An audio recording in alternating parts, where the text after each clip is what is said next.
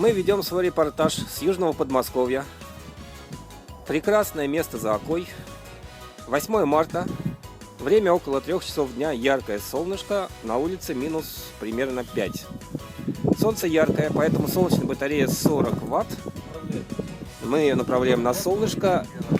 И она выдает нам прекрасно 2,5 ампера. Пытаемся разжечь вату путем короткого замыкания. Наматываем один проводочек на грифель. На карандаш, грифель, а второй будем искрить. Второй кладем на вату примерно и карандашиком прижимаем. Во-первых, карандашик сам раскаляется, вот, а во-вторых, вот видите, раскаляется сразу, пошла, вата сразу пошла греться, а во-вторых, нам нужно кроме раскалиться еще.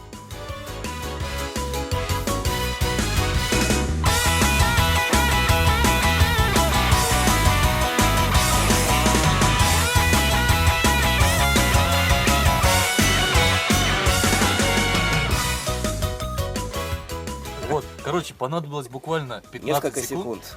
чтобы зажить. Вот, теперь просто померим, какой ток приблизительно дает батарея в этот, собственно, в это время.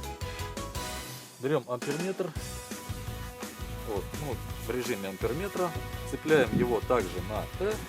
1,5 ампера всего. Получаем всего 1,5 ампера. Эй, а ты перегородил солнечный батарею. Пардон, 2,5. О, вот так лучше. Вот это вот тоже КЗ. Как, если мы видим, кстати, если хочется посмотреть, вот страшные искры, которые возникают между грифелем карандаша того же, видите, и амперметром.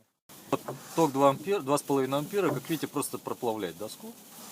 То есть грифель раскаляется до такой степени, что вот плавит доску. Сейчас накидать туда опилок вместо ваты. И тоже перед этим мы проводили такой эксперимент.